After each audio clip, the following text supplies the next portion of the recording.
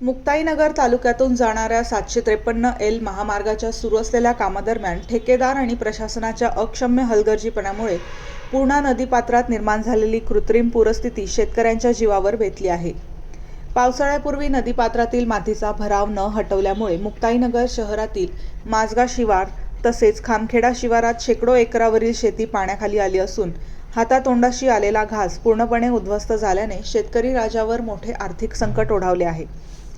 सध्या मुक्ताईनगर तालुक्यात 753L महामार्गाचे काम वेगात सुरू असून याच अंतर्गत खामखेडा पुलाजवळ नवीन पुलाचे बांधकाम सुरू आहे। या पूल बांधकामासाठी संबंधित ठेकेदाराने पूर्णा नदीपात्रात मोठ्या प्रमाणावर माती व मुरुमाचा भराव टाकला होता।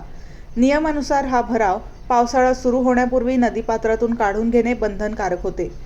याबाबत स्थानिक शेतकऱ्यांनी व नागरिकांनी संभाव्य धोक्याची जाणीव करून देत जिल्हाधिकारी आणि तहसीलदारांना लेखी निवेदनाद्वारे वारंवार सूचित केले होते, परंतु संबंधित ठेकेदारावर राजकीय वरदहस्त असल्याचा आरोप करत प्रशासनाने या गंभीर बाबीकडे पूर्णपणे दुर्लक्ष केले आणि भरवशाचा भाग जसाच्या तसा ठेवला।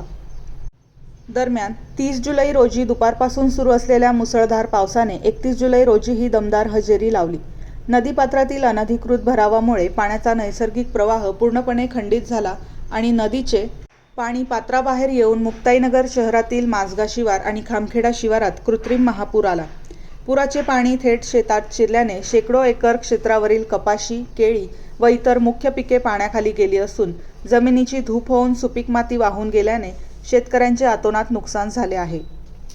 या संपूर्ण प्रकारामुळे शेतकरी वर्गात तीव्र संताप उसळला आहे। ठेकेदाराची मनमानी आणि संबंधित शासकीय अधिकारी कर्मचाऱ्यांचे हेतू पुरस्पर दुर्लक्ष करून यामुळेच शेतकऱ्यांवर ही बिकट वेळ ओढावली असून पूरस्थितीला कारणीभूत ठरलेल्या संबंधित ठेकेदार आणि दुर्लक्ष करणाऱ्या दोषी अधिकाऱ्यांवर तातडीने कठोर कारवाई करण्यात यावी, तसेच बाधित शेती क्षेत्राचे तात्काळ पंचनामे करून शेतकरी राजाला हक्काची व पूर्ण आर्थिक नुकसान भरपाई त्वरित देण्यात यावी अशी मागणी जोर धरत आहे। MG न्यूज प्रतिनिधी ज्ञानेश्वर सावळे, मुक्ताईनगर।